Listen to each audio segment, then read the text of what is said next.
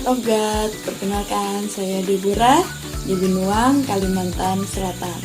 Saya bergabung di Komsel IDM sejak kira-kira tahun 2017. Tidak salah 2018. Sekitar awal-awal Maret atau April. Saya mengikuti Komsel sejak 2017. Gabung waktu-waktu masa-masa pandemi pertama, PSBB di Jakarta pertama, dan di Indonesia pun juga diterapkan PSBB. Ya, salah satunya juga membalas rasa rindu sama IDM di waktu lalu ya.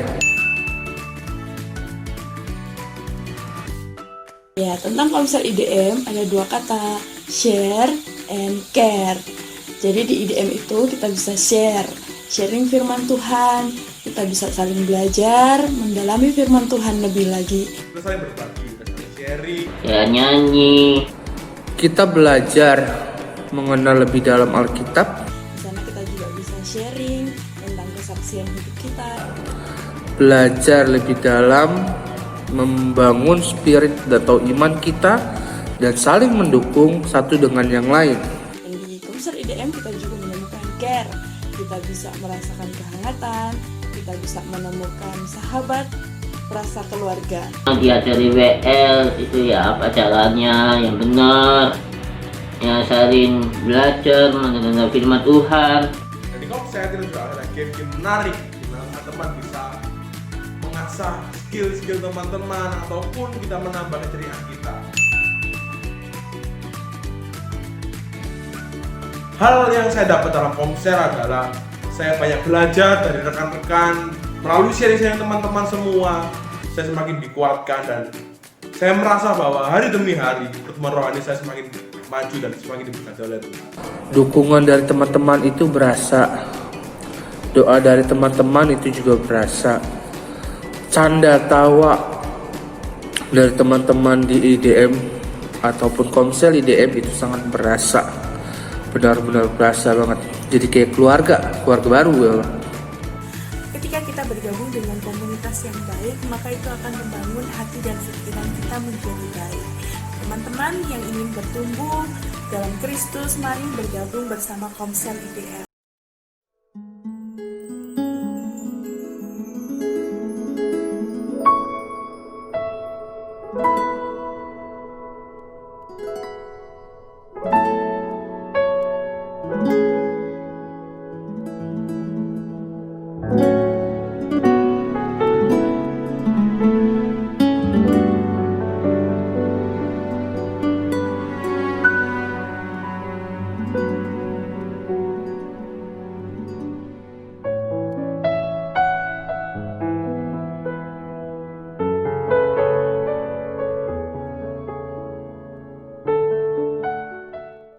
Puji Tuhan, selamat sore Sobat IDM yang dikasih Tuhan Yesus. Kita bersyukur pada hari ini kita masih bisa bersama-sama memuji Tuhan.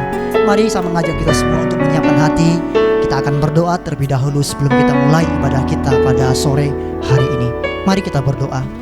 Bapa kami yang ada di sorga, dikuduskanlah namamu, datanglah kerajaanmu. Pada sore hari ini kami kembali Tuhan, sujud di kaki Tuhan. Kami percaya Tuhan bahwa hadirat Tuhan adalah tempat yang paling aman bagi setiap kami. Kami sungguh rindu, hati kami menantikan Tuhan. Terima kasih Tuhan, kami percaya bahwa Tuhan hadir di tengah-tengah kami pada sore hari ini, menjamah setiap kami, mengurapi setiap kami. Berkati ibadah kami Tuhan, supaya kami pulang dari tempat kami masing-masing, kami beroleh kemenangan yang daripada Tuhan. Terima kasih Tuhan, terima kasih Yesus. Kami siap untuk menyembah Tuhan lebih dalam lagi. Haleluya.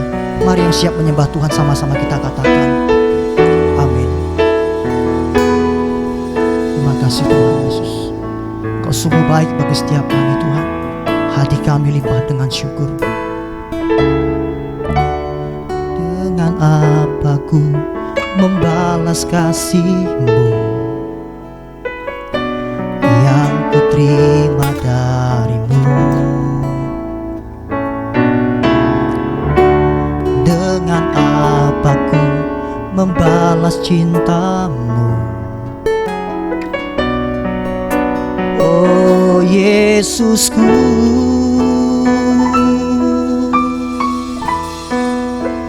ku mau selalu bersyukur bersyukur. Kau Tuhan yang setia, yang selalu menopang. Ku mau selalu bersyukur, selalu bersyukur. Kau Bapa-Ku yang setia. Dengan cinta kepada Tuhan katakan, dengan apa Tuhan? Dengan apa ku membalas kasih-Mu yang ku terima dari-Mu? Dengan apa Tuhan? Dengan apa ku membalas cinta-Mu? Oh Yesusku, ku mau selalu bersyukur. Kami bersyukur, bersyukur. Kau Tuhan yang setia, yang selalu menopang. Ku mau selalu bersyukur, selalu bersyukur. Kau Bapa, Kau Bapa-Ku yang setia. Kau Bapa yang setia, Kau Bapa-Ku yang setia. Oh, Kau Bapa-Ku yang setia. Kami sembah Kau Allah yang setia. Kami tinggikan nama-Mu Tuhan. Mari angkat suara sembah Tuhan, bermasmur bagi nama-Nya, sebab Dia baik. Tak dapat kami balas kasih-Mu Tuhan. Kami hanya menyembah Engkau Yesus. Haleluya. Oh terima kasih, terima kasih Tuhan, terima kasih Yesus. Hanya Kau yang layak, hanya Kau yang layak disembah selama-lamanya. Haleluya.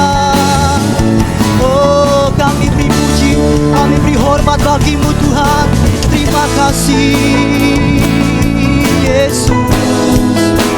Engkaulah segalanya, Engkaulah sebab kasih setia Tuhan lebih dari hidup kami. Terima kasih Tuhan, penuhi setiap kami Yesus.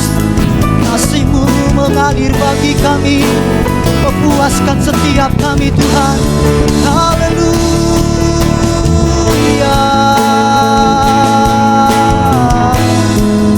Haleluya, haleluya. Oh terima kasih Tuhan. Kami sembah Engkau Yesus. Tiada Allah seperti Engkau Tuhan. Kami selalu bersyukur, kami selalu bersyukur. Haleluya. Terima kasih Tuhan. Berikan hatimu kepada Tuhan. Dengan segenap hati katakan, ku mau selalu bersyukur. Ku mau selalu bersyukur, selalu bersyukur. Kau Bapa yang setia, yang selalu menopang. Ku mau selalu bersyukur, selalu bersyukur. Kau Bapa-Ku yang setia. Ku mau selalu bersyukur, selalu bersyukur. Kau Tuhan yang setia, yang selalu menopang. Ku mau selalu bersyukur, oh selalu bersyukur. Kau Bapa-Ku yang setia, Kau Bapa yang setia, Kau Bapa-Ku yang setia, Kau yang setia Tuhan.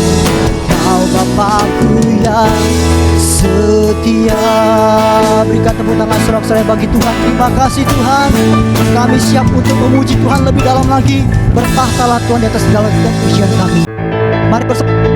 Haleluya. Kita lebih lagi memuji Tuhan bersama-sama, sebab Tuhan adalah benteng hidup kita. Haleluya.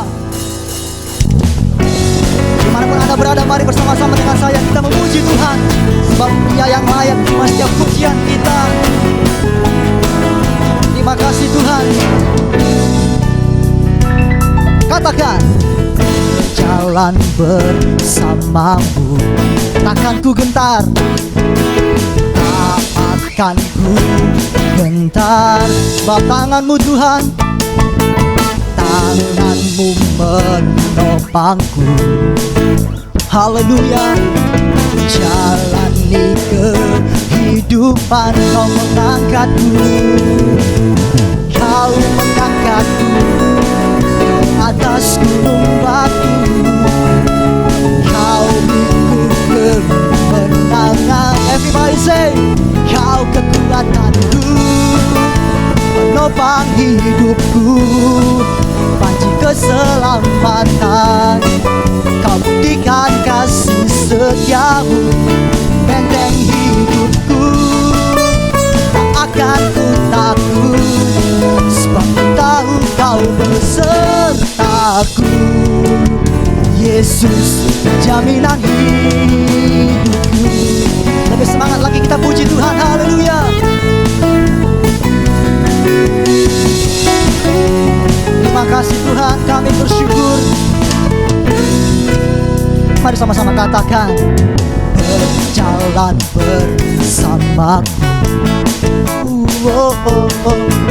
tak akan ku gentar.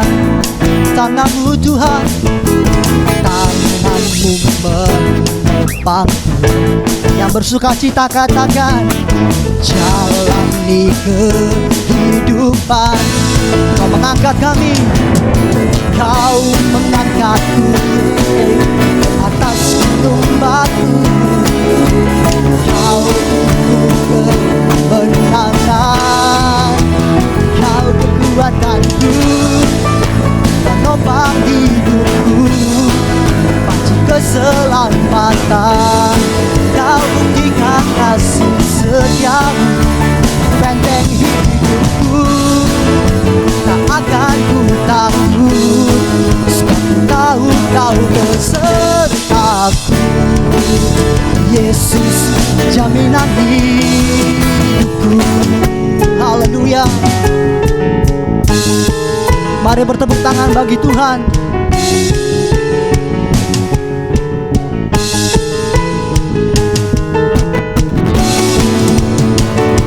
Bersuka cita bersama-sama. Mari kita rayakan kemenangan bersama dengan Tuhan. Haleluya. Katakan, kau kekuatanku, menopang hidupku, panji keselamatan. Kau buktikan kasih setiamu, benteng hidupku, tak akan ku takut, sebab ku tahu kau besertaku. Yesus jaminan hidupku, kau kekuatanku, menopang hidupku, keselamatan. Kau buktikan kasih setiamu, benteng hidupku, tak akan ku takut, sebab ku tahu kau besertaku. Yesus jaminan hidupku. Haleluya.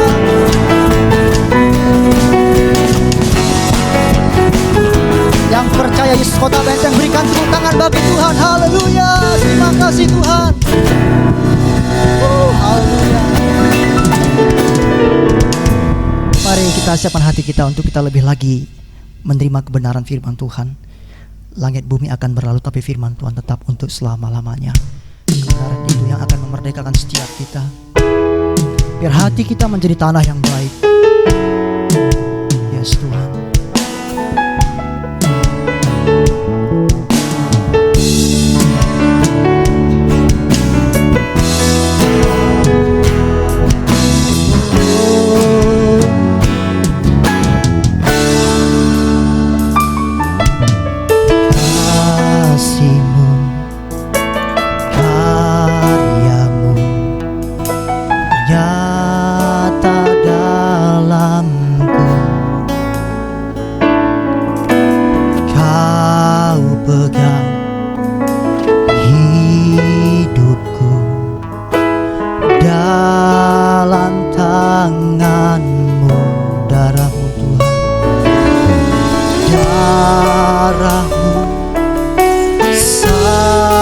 salib-Mu tebus hidupku.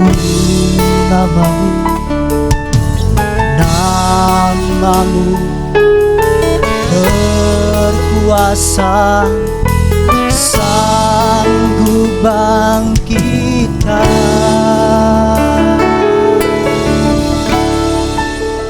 Harapanku di dalam-Mu, hanya Kau Yesus kuatku. Ku percaya ku aman dalam-Mu. Kau harap. Terima kasih Tuhan. Haleluya.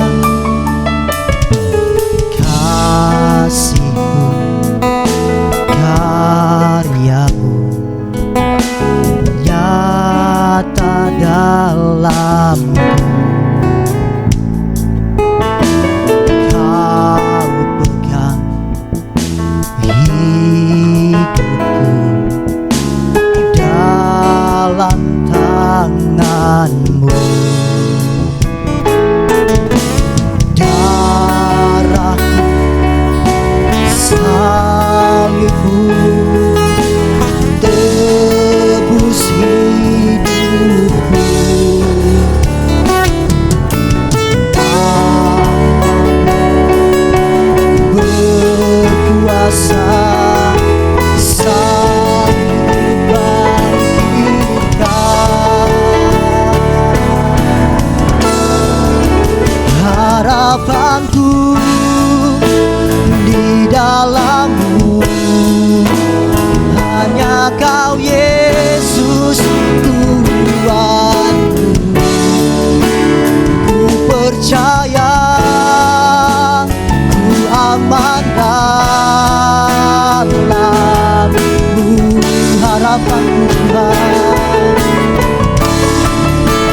harapanku di dalam-Mu, hanya Kau Yesus kuatku. Ku percaya ku aman dalam-Mu.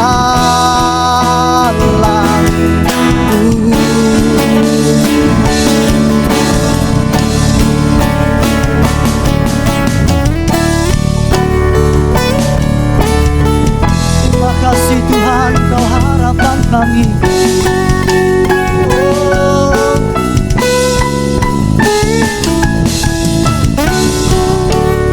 Hati kami Tuhan memuji Engkau, menyembah Engkau.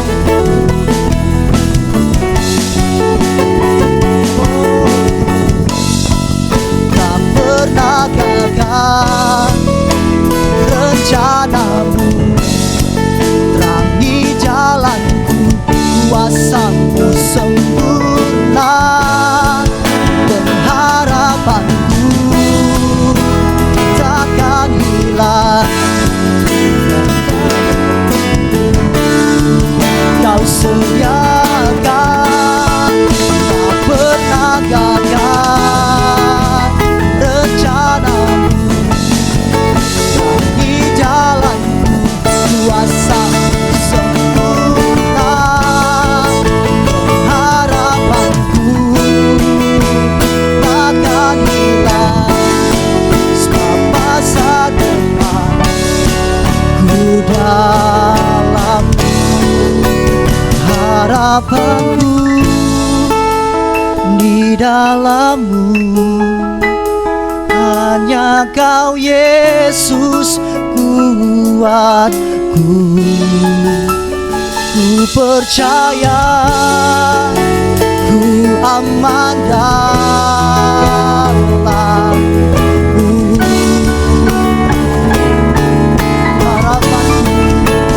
Harapanku di dalam-Mu, hanya Kau Yesus kuatku. Percaya ku aman dalam-Mu.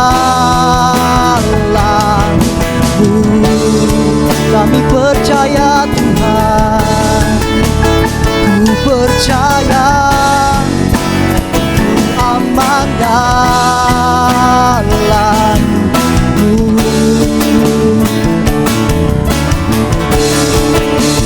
Ku percaya, ku aman dalam-Mu.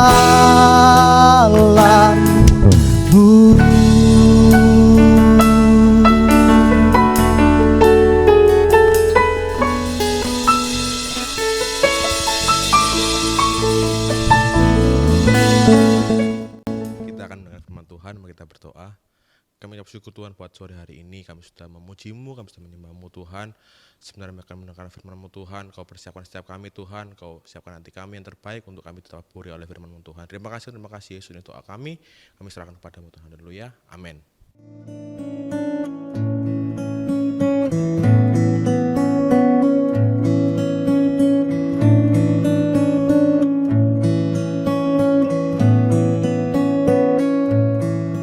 Shalom, selamat sore Bapak Ibu Saudara-saudara yang dikasihi dan yang diberkati Tuhan. Hari ini kita sudah hampir sampai pada penghujung tahun 2020. Sekian lama kita menjadi orang Kristen, sekian lama kita sudah melayani Tuhan. Tapi sore hari ini mari kita bercermin dari kebenaran firman Tuhan. Siapa aku di hadapan Tuhan sebenarnya? Satu hari Bapak Ibu Saudara sekalian pulang pelayanan, saya melihat seorang ibu marah-marah gitu ya. Lalu saya tanya, kenapa marah-marah? Nanti sakit lu, bisa darah tinggi, macam-macam ya. Dijawab, setan bekerja. Wow, setan yang mana yang bekerja ya? Ya, seringkali kita mengkambing hitamkan setan. Ya, saya tidak bermaksud mengagungkan, memuja setan dalam renungan sore hari ini. Tapi mari kita belajar kata siapakah aku. Yohanes 1 ayat yang ke-12 berkata, tetapi semua orang yang menerimanya diberinya kuasa supaya menjadi anak-anak Allah, yaitu mereka yang percaya dalam namanya. Kita sudah menerima Yesus Kristus sebagai Tuhan dan Juru Selamat. Seharusnya kita menjadi pemenang, dan bukan hanya pemenang, tapi lebih dari pemenang, seperti kata Rasul Paulus kepada jemaat Roma. Nah, dari jawaban ibu yang marah tadi, lalu saya merenungkan, sebenarnya apa ada ya persamaan antara anak Tuhan dengan setan? Nah, saya mendapati ada 5 persamaan antara anak Tuhan dengan setan. Kita lihat yang pertama, dalam Ayub 1 ayat yang ke-6, ya, saya baca saja ya, Ayub 1 ayat yang ke-6. Pada suatu hari datanglah anak-anak Allah menghadap Tuhan, dan di antara mereka datanglah juga iblis. Ya, saudara perhatikan Alkitab berkata yang datang menghadap Tuhan itu bukan hanya kita, orang percaya, orang Kristen, tetapi setan pun, iblis pun menghadap Tuhan. Kita menghadap Tuhan, mencari wajah Tuhan. Kita menghadap Tuhan, mencari tangan Tuhan, pertolongan Tuhan. Setan menghadap Tuhan untuk mendakwa kita. Setan menghadap Tuhan untuk mengalihkan perhatian kita, fokus kita ketika kita sedang beribadah. Bisa jadi orangnya ada di ruang ibadah, pikirannya bisa mengembara kemana-mana ya. Itu bedanya setan dengan kita menghadap Tuhan. Sama-sama menghadap Tuhan, itu persamaan yang pertama. Yang kedua, 3 dan 4. Itu ada dalam Markus 5 ayat 6 dan 7. Markus pasal 5 ayat 6 dan 7 berkata demikian. Ketika ia melihat Yesus dari jauh, berlarilah ia mendapatkannya lalu menyembahnya. Dan dengan keras ia berteriak, apa urusanmu dengan aku? Hai Yesus anak Allah yang maha tinggi, demi Allah jangan siksa aku. Persamaan yang kedua, ayat ini diawali dengan kata ketika ia, siapa ia? Setan atau iblis, melihat Yesus dari jauh. Saudara jangan pikir setan lihat Yesus dari jauh lalu lari terbirit-birit. Tidak loh ya. Ayat ini mengatakan ketika setan atau iblis itu melihat Yesus dari jauh, berlarilah ia mendapatkannya. Untuk apa? Menyembahnya. Jadi persamaan yang kedua itu sama-sama menyembah. Saudara dan saya menyembah Tuhan setan juga menyembah Tuhan, ya. Kita menyembah Tuhan lewat pujian, lewat ucapan, ya. Setan berlari mendapatkan lalu menyembahnya. Kemudian Bapak Ibu Saudara sekalian, selanjutnya dikatakan setan berkata, apa urusanmu dengan aku, hai Yesus anak Allah yang maha tinggi. Kalau persamaan yang pertama tadi menghadap Tuhan, yang kedua menyembah Tuhan, yang ketiga itu sama-sama mengenal Tuhan. Saudara perhatikan ayat ini dikatakan, setan itu tahu siapa namanya, Yesus. Tidak salah sebut Matius, Bartolomeus, tidak, ya. Kemudian kita lihat statusnya sebagai anak Allah yang maha tinggi. Coba bandingkan sebentar Markus 1 ayat yang ke-24. Markus 1 ayat yang ke-24, ayat ini lebih jelas dan lebih lengkap, ya. Apa urusanmu dengan kami, hai Yesus orang Nazaret? Engkau datang tidak membinasakan kami? Aku tahu siapa engkau, yang kudus dari Allah. Ya. Jadi di ayat ini lebih lengkap. Setan berkata, apa urusanmu dengan kami? Ya. Di Markus 5 tadi, apa urusanmu dengan aku? Ya. Aku satu sendiri, tapi ini di sini jamak, ya. Apa urusanmu dengan kami, hai Yesus orang Nazaret? Saudara perhatikan, namanya betul, asalnya juga betul dari Nazaret. Setan gak bilang apa urusanmu dengan aku, hai Yesus orang Pandaan, orang Malang. Oh enggak loh saudara, ya. Jangan salah, ya. Asalnya dari Nazaret. Statusnya selain diakui di Markus 5 tadi, anak Allah yang maha tinggi, ya.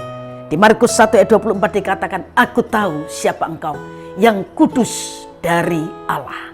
Luar biasa loh saudara, ya. Jadi bukan cuma saudara dan saya yang mengenal Tuhan, setan juga kenal Tuhan. Ini persamaan yang ketiga. Yang keempat, balik ke Markus 5 ayat yang ke-7, kalimat yang terakhir dikatakan, demi Allah jangan siksa aku. Berarti setan itu takut Tuhan, ya. Yakobus berkata, setan-setan pun gemetar, ya. Saudara dan saya yang mengenal kebenaran, yang kenal secara pribadi dengan Tuhan, punya rasa takut akan Tuhan. Sebab setiap perbuatan yang kita lakukan, satu kali kita harus mempertanggungjawabkannya di hadapan Tuhan kelak, ya. Jadi sama-sama takut akan Tuhan, ya. Persamaan yang terakhir yang kelima, sama-sama mengerti firman Tuhan. Saudara, pencobaan di padang gurun, Alkitab mencatat setan itu mencobai Tuhan sampai 3 kali. Setan pakai firman, ya. Salah satunya setan berkata, kalau engkau anak Allah, jatuhkan dirimu ke bawah. Sebab ada tertulis, ada malaikat yang menatang engkau supaya kakimu jangan terantuk kepada batu. 3 kali setan mencoba Tuhan Yesus, dan 3 kali Tuhan Yesus menjawab dengan berkata, ada tertulis, ada tertulis, dan ada tertulis, ya. Jadi sama-sama ngerti firman Tuhan.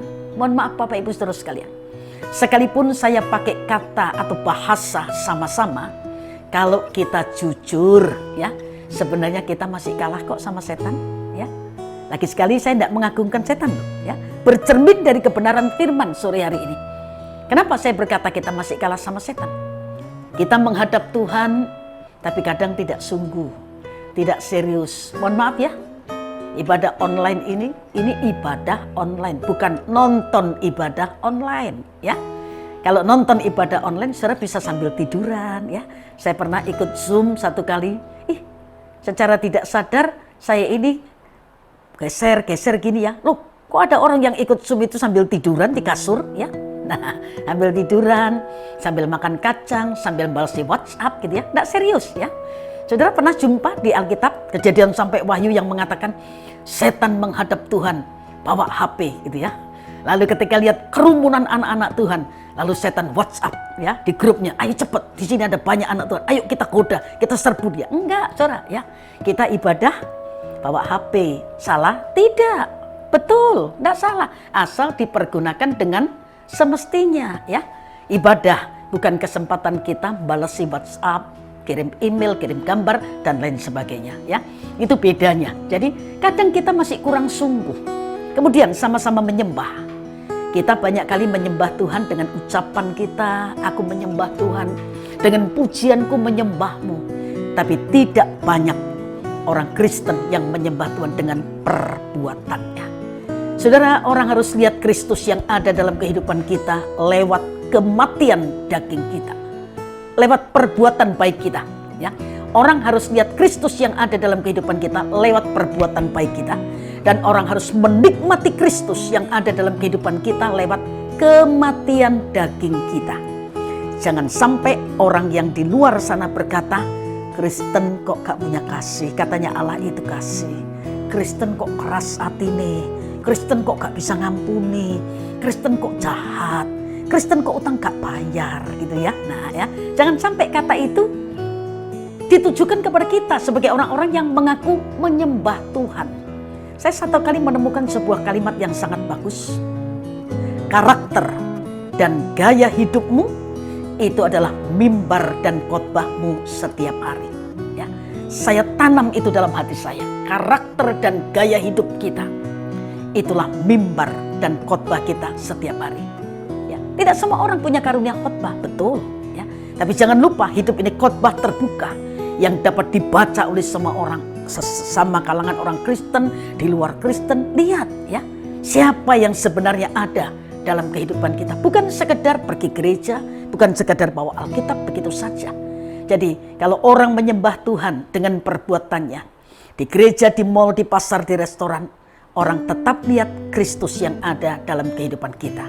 Yang ketiga, mengenal Tuhan. Kalau kita kenal Tuhan secara pribadi, kita tidak akan goncang. Ya, COVID-19 ini sudah jalan 9 bulan. Ya. Bukankah kita tetap dipelihara Tuhan? Kita tetap ada dalam proteksi Tuhan asal kita tidak keluar dari rancangan Tuhan. Seperti seorang anak kalau tidak keluar dari rumah, ya tanggung jawab orang tua.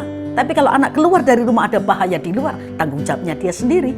Jadi kita melihat janji Tuhan itu luar biasa. Mazmur 91 berkata, ya walau 1000 rebah, ya kemudian 10.000 di sebelah kanan, itu tidak akan melandamu. Kita hanya menonton dengan mata. Luar biasa loh saudara. Siapa kita ini ya? 9 bulan saya jarang sekali ketemu ya dengan jemaat di mana saya membantu melayani. Ketika ketemu rekaman, saya lihat luar biasa ya. Sebab wajahnya seger semuanya. Badannya tambah mengembang semuanya ya. Yang kurus bisa dihitung, tapi yang gemuk luar biasa. Itu bukti Tuhan yang ajaib itu memelihara dengan caranya yang luar biasa.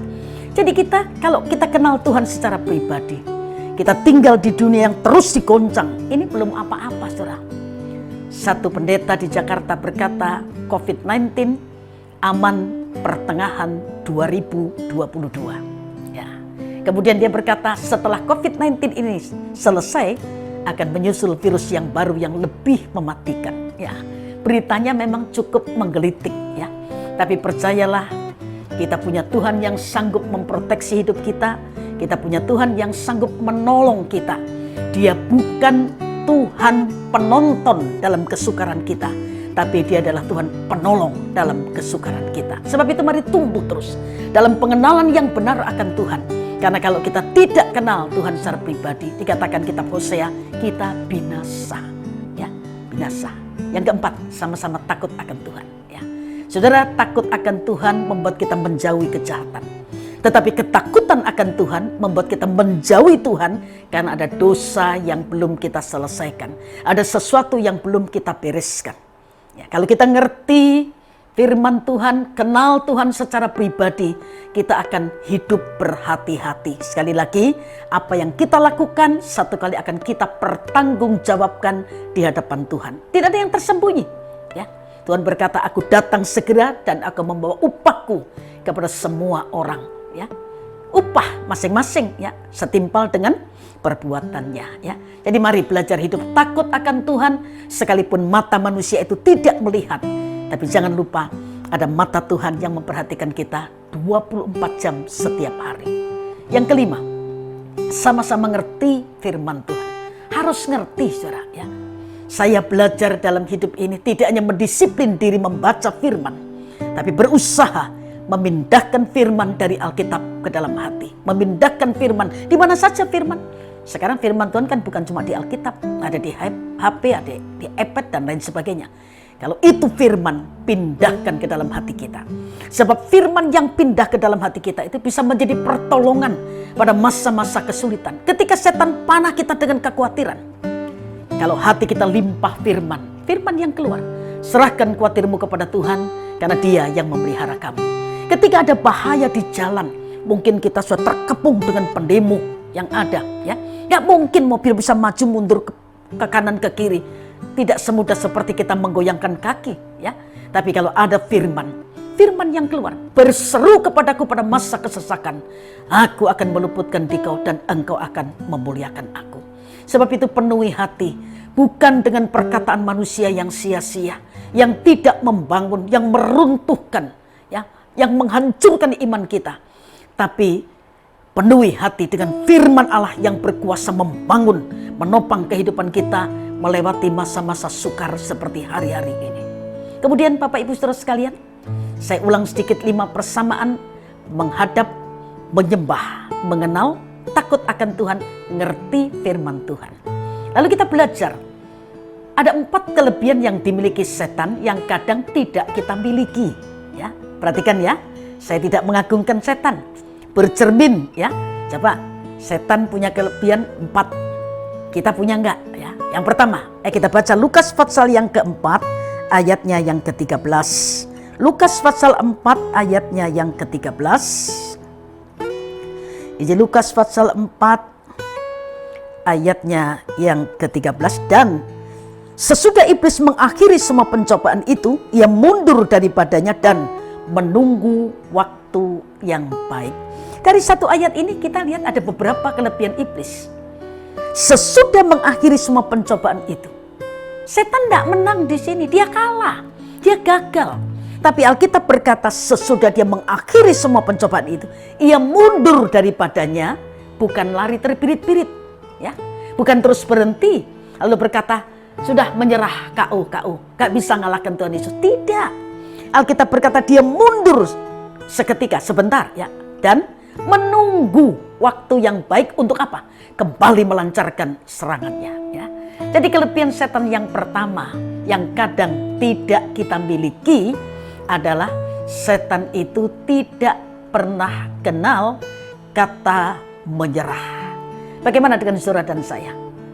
Dalam pergumulan yang panjang, ya, COVID-19 ini bisa mengadakan atau mendatangkan banyak perubahan, ya. Ada yang lebih terpuruk, ada yang lebih diberkati, ya. Jadi apapun kondisi kita, kalau kita sedang dalam masa-masa yang Tuhan izinkan mungkin dalam kondisi terpuruk, apakah kita tetap percaya bahwa Tuhan yang mengizinkan itu, Tuhan yang sama yang sanggup memulihkan dan mengangkat kita lagi, ya. Jangan pernah kenal kata menyerah. Setan saja tidak kenal kata menyerah kok. Kalau saudara dan saya kenal kata menyerah, kalah dong sama setan, ya. Tidak pernah kenal kata menyerah. Jangan cuma nyanyi bagus, ya. Ku tak akan menyerah pada apapun juga sebelum ku coba semua yang ku bisa. Coba nyanyi dengan pengertian. Belum nyoba yang semua bisa sudah menyerah. Berdoa sebulan, 2 bulan, setahun, 2 tahun. Kita rasa tidak ada jawaban. Kita rasa Tuhan kelihatannya diam saja. Sudahlah, nggak usah berdoa, ya. Menyerahkan itu, ya. Pergumulan kita masih panjang. Tantangan ke depan lebih hebat lagi, ya. Tapi bersama Tuhan seperti pemazmur berkata, aku akan melakukan perkara-perkara yang besar, ya. Jangan pernah kenal kata menyerah. Yang kedua, Alkitab berkata setan tadi menunggu waktu yang baik. Menunggu itu butuh apa? Sabar. Saudara sabar enggak? Ya. Sabar menanti jawaban Tuhan apa tidak, ya. Banyak di WhatsApp orang tulis, ya, sabar itu ilmu tingkat tinggi. Sabar itu belajarnya setiap hari, ya. Sabar itu capek, tapi sabar itu indah. Indahnya kapan? Ya sabar saja, ya. Sabar pokoknya, ya. Nantikan, ya. Tuhan membuat segala sesuatu indah pada waktunya. Kalau saudara dan saya nggak sabar, ya, kita bertindak dengan cara kita sendiri, bertindak dengan kekuatan diri kita sendiri, ya, merusak rencana Tuhan. Sarah tidak sabar menanti anak yang dijanjikan. Dia berikan Hagar kepada Abraham, ya. Lihat, sampai hari ini permusuhan itu terus terjadi, ya. Jadi jangan merusak rencana Tuhan karena kita tidak sabar. Lalu kita mencoba menolong Allah dengan cara kita sendiri. Sabar, nantikan. Tuhan akan membuat segala sesuatu indah pada waktunya. Yang ketiga, setan itu rajin. Ya. Kenapa saya berkata rajin? Dia gagal, tapi dia ulang lagi. Ya, dia tidak berhenti, dia tidak menyerah. Ya, dia ulang lagi, rajin. Ya. Jadi orang percaya harus rajin. Ya. Awali setiap hari, ketika hari masih gelap, sudah cari Tuhan. Saudara pelajari Alkitab, ketika Israel lupa kepada Tuhan, mereka berhenti menyembahnya. Ketika Israel lupa Tuhan itu sumber hidupnya, mereka berhenti memberi persembahan. Ketika Israel lupa Tuhan itu sumber hidupnya, mereka berhenti beribadah. Bagaimana dengan kita? Ya, jangan pernah merasa puas bahwa diri kita seperti rusa yang terus rindu akan aliran sungai yang membuat hati kita menjadi teduh, damai, sejahtera di dalam Dia. Ya, rajin, ya, rajin. Jangan malas berdoa, jangan malas baca firman, jangan merasa cukup. Ya, saudara, kita lihat Saul itu baru saja diurapi dalam perjalanan bersama dengan Samuel. Ya, lalu Alkitab berkata, Samuel berkata begini kepada Saul, suruh bujangmu jalan lebih dahulu. Kamu berhenti, ada sesuatu yang ingin aku sampaikan kepadamu. Ada pesan firman Tuhan. Ya, pesan firman Tuhan apa? Coba lihat, kalau Saul disuruh berhenti sebentar, apakah karena Samuel merasa lelah dalam perjalanan? Tidak. Ada sesuatu, ada pesan Tuhan yang ingin disampaikan. Nah, pernahkah kita memiliki waktu berhenti sebentar untuk kita berada dalam hadirat Tuhan, memuji, menyembah Dia, mendengar kehendaknya? Doa itu bukan hanya sarana untuk kita menyampaikan permohonan doa kita, tapi doa itu selain sarana kita menyampaikan permohonan kita. Lihat ketika Daud berdoa, dan aku menunggu-nunggu, aku mengatur persembahan bagimu, dan aku menunggu-nunggu. Apa yang ditunggu? Berkat Tuhan. Yang ditunggu adalah kehendak Tuhan lewat firman Tuhan. Jumpai Tuhan setiap pagi sebelum matahari keluar. Ya, kita sudah merendahkan diri di bawah kaki Tuhan. Nantikan kehendaknya. Kemudian minta kekuatan untuk kita melakukan kehendak Tuhan sepanjang hari itu. Ya. Yang terakhir, saudara, setan itu punya kerjasama yang baik. Matius 12:43-45 berkata, kalau iblis keluar dari diri seseorang, dia mengembara cari tempat. Tidak mendapati tempat di luar sana, dia balik pada rumah yang lama. Yang didapati rumah yang lama itu kosong, bersih, tersapu, dan rapih teratur. Sebenarnya setan senang kan? Rumah itu kosong, ya, dia bisa bertahta sendiri, ya, bersih, tersapu, rapih, teratur. Tapi rupanya setan gak senang sendirian, loh, saudara. Ada anak Tuhan mengisolasi diri sendiri, ya, eksklusif, gak mau kumpul sama yang lain, gak level, ya, gitu ya. Nah, ya, setan gak senang sendirian. Dia keluar lagi, lalu dia ajak 7 roh yang lebih jahat. Cara baca Alkitab dengan benar. Jadi rupanya setan ini ada gridnya, ya. Ada prajurit, komandan, jenderalnya gitu, ya. Jadi ini setan prajurit, ya. Setan yang kerucuk itu, ya, bisa mempengaruhi 7 loh. Luar biasa, saudara, ya. Bagaimana dengan kita? Ketika Tuhan berkata kamu adalah terang dunia dan kamu adalah garam dunia, itu bukan himbauan, saudara. Tapi Tuhan sedang menunjukkan status kita sebagai terang di tengah dunia yang gelap. Sebagai garam yang harus memberi rasa dan mencegah kebusukan di tengah-tengah dunia yang makin jahat, makin busuk, makin gelap ini. Bukan sekedar himbauan. Kalau himbauan, jadilah terang dunia, jadilah garam dunia. Tuhan tunjukkan status kita. Kamu terang dunia, kamu garam dunia. Status itu selalu disertai dengan tanggung jawab. Kalau statusnya sebagai seorang guru, tanggung jawabnya mendidik dan mengajar. Kalau statusnya sebagai hamba, tanggung jawabnya melayani. Kalau statusnya sebagai anak, tanggung jawabnya menghormati, menaati orang tua, ya. Disertai dengan tanggung jawab. Jadi status kita diberi status sebagai terang dunia. Kenapa? Dunia ini gelap. Kapan kita bisa memancarkan terang Kristus? Kalau Yesus yang berkata, akulah terang dunia, itu tinggal dalam kehidupan kita. Saudara, pada dasarnya tidak ada manusia suka dengan kegelapan. Memang ada yang dibutakan oleh ilah zaman ini sehingga berkubang dalam kegelapan, berkubang dalam dosa. Bukti bahwa manusia tidak suka dengan kegelapan. Ketika tiba-tiba aliran listrik di rumah saudara padam, Tidak usah diperintah, tidak usah dikomando.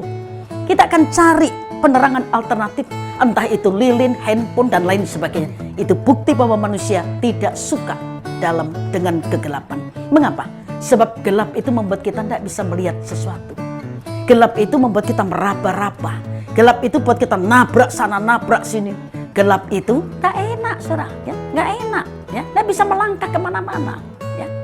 Kemudian garam, sifat garam yang pertama memberi pengaruh, ya. Biar kehadiran kita sebagai orang Kristen sungguh-sungguh memberi pengaruh, berdampak, bukan sekedar identitasnya saja Kristen, tapi sungguh punya pengaruh, ya, bagi orang lain. Yang kedua, memberi rasa. Kalau bersedia larut. Kalau tidak bersedia larut, tetap jadi tontonan. Garam meja, garam yang ada di dapur. Tapi kalau bersedia larut, diambil, masukkan dalam air dingin, air panas, memberi rasa. Saya ulang sekali lagi, kematian daging kita akan membuat orang menikmati rasa Kristus yang penuh kasih, Kristus yang baik melalui kehidupan kita. Yang ketiga, mencegah kebusukan, ya. Saudara, para wanita mengerti kalau beli ikan supaya tidak cepat busuk, ya, kasih apa? Garam, ya. Yang keempat, garam itu tidak pernah protes. Saudara beli garam, taruh di tas 1 minggu, jangan keluarkan. Garam kan juga tidak akan berkata, ngapain aku disimpan di sini sampai 1 minggu, bosen, sumuk, jenuh, gitu ya. Enggak, ya. Sebab yang penting bukan posisinya di mana, yang penting adalah fungsinya. Kalau garam itu sudah kehilangan rasa, Alkitab berkata, tidak ada lagi gunanya selain dibuang dan diinjak-injak orang. Ya. Dibuang itu kan sesuatu yang tidak pakai. Ya. Mohon maaf ya, kalau kita ngomong sama oma-oma, emak-emak, mak ini dibuang ya, mak ini sudah gak pakai. Oh masih pakai, ya setahun tidak disentuh. Tapi pada umumnya yang dibuang itu barang yang kita gak pakai. Masa seperti saya pakai kacamata gini, habis ini terus saya buang kacamatanya? Wah enggak lah, jam 7:05 kalau gitu saudara ya. Dibuang itu sesuatu yang tidak dibutuhkan lagi, ya. Jangan sampai kita dibuang. Karena apa? Karena sudah tidak dibutuhkan, tidak ada rasa, tidak berguna, tidak bermanfaat, ya. Kemudian apa lagi? Diinjak-injak orang. Diinjak itu masa enak, saudara. Selain sakit, diinjak itu berarti direndahkan. Diinjak itu berarti dikalahkan. Padahal Tuhan tidak menentukan kita menjadi orang yang kalah, lebih dari pemenang, seperti kata Paulus kepada jemaat Roma tadi. Kita lebih dari orang-orang yang menang. Karena apa? Karena punya Tuhan yang besar, karena punya Tuhan yang ajaib, ya. Jadi sore hari ini kita belajar siapa aku, ya. 5 persamaan: menghadap, menyembah, mengenal, takut akan Tuhan, ngerti firman Tuhan. 4 kelebihan yang dimiliki oleh setan yang saya harap juga ada pada diri kita. Yang pertama, tidak kenal kata menyerah. Saudara, jangan pernah kenal kata menyerah. Apa yang Tuhan izinkan terjadi dalam hidup kita belum sebanding seperti Ayub. Kita mungkin belum sejujur Ayub. Kita tidak sesaleh Ayub. Kita mungkin tidak setakut Ayub sama Tuhan, ya. Jauh masih ada. Lalu ujiannya kita lihat, oh tidak mudah, saudara. Harta habis dalam sekejap, keluarga habis dalam sekejap, belum tubuh kena penyakit. Tapi Ayub masih bisa berkata kepada istrinya, ya, apakah kamu cuma mau menerima yang baik, yang buruk tidak mau? Ya. Kita lihat endingnya, Allah memulihkan Ayub 2 kali lipat. Tuhan bisa bekerja dengan caranya, saudara. Sebab itu jangan menyerah, ya, jangan menyerah. Yang kedua, sabar dalam penderitaan. Sabar dalam masa-masa sulit ini. Mari kita bersama-sama dengan pertolongan Tuhan melewati masa sulit ini, ya. Karena kita punya Tuhan yang besar. Tangan Tuhan memegang tangan kita, ya. Kita jangan melepaskan tangan Tuhan. Izinkan tangannya memegang tangan kita melewati masa sukar sampai kita keluar sebagai pemenang-pemenang kehidupan. Yang ketiga tadi saya berkata rajin, ya. Rajinlah berdoa, rajinlah membaca firman Tuhan. Mohon maaf, jangan malas, ya. Miliki waktu untuk bersekutu dengan Tuhan, waktu yang terbaik, ya. Kasih waktu yang terbaik buat Tuhan, bukan sisa waktu, tapi beri waktu yang terbaik. Tangkap kehendaknya, lakukan dalam kehidupan setiap hari. Dan yang terakhir, setan punya pengaruh yang baik. Kalau kita mungkin dalam keluarga sendiri yang percaya Tuhan, Kita harus bisa menggenapi firman Tuhan dengan yang berkata, kalau satu orang percaya, seisi rumah tangga diselamatkan. Bagaimana yang lain mau percaya Tuhan kalau kehidupan kita Kristen tidak jadi berkat? Itu sebabnya tebar pengaruh yang baik, tebar perbuatan yang baik, tebar kasih Kristus, supaya dunia melihat kita beda, tidak sama. Ya, siapa aku? Aku anak raja di atas segala raja. Tuhan memberkati Bapak Ibu saudara sekalian. Puji Tuhan. Mari kita sama-sama berdoa. Bapa, kami bersyukur buat kebenaran firman-Mu yang membuka wawasan dan pengetahuan kami akan apa yang Tuhan kehendaki. Meteraikan firman-Mu dan hamba berdoa terjemahkan lebih lagi dari yang bisa hamba sampaikan. Biar Roh-Mu yang kudus menyempurnakan pemberitaan firman ini kepada setiap pribadi yang mendengar kebenaran firman Tuhan. Berkati Bapak Wijaya sebagai ketua ibadah dewasa muda dengan semua pengurus yang ada, semua follower yang ikut, Tuhan memberkati. Ya. Tolong kami menjadi pemenang-pemenang dalam kehidupan ini supaya dunia melihat Kristus yang perkasa dan ajaib itu ada dalam hidup kami. Dalam nama Tuhan Yesus kami sudah berdoa. Haleluya. Amin. Tuhan memberkati.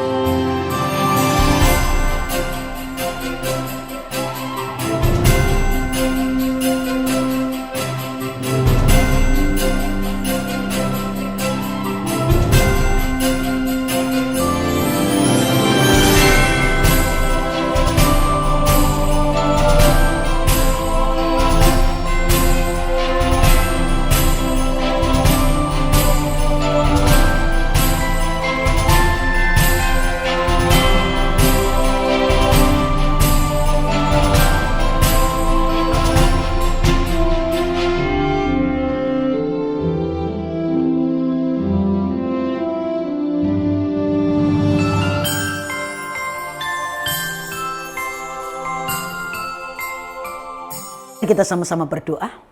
Bapa, di akhir ibadah dewasa muda ini kami mengembalikan segala pujian, hormat dan kemuliaan kepada Bapa di surga yang sudah menolong ibadah ini dari awal sampai akhir. Sebentar kami akan menerima berkat-Mu. Tuhan mengedangkan tangan Tuhan dan memberkati. Tuhan memberkati Engkau dan melindungi Engkau. Tuhan menyinari Engkau dengan wajah-Nya dan memberi Engkau kasih karunia. Tuhan menghadapkan wajah-Nya kepadamu dan memberi engkau damai sejahtera.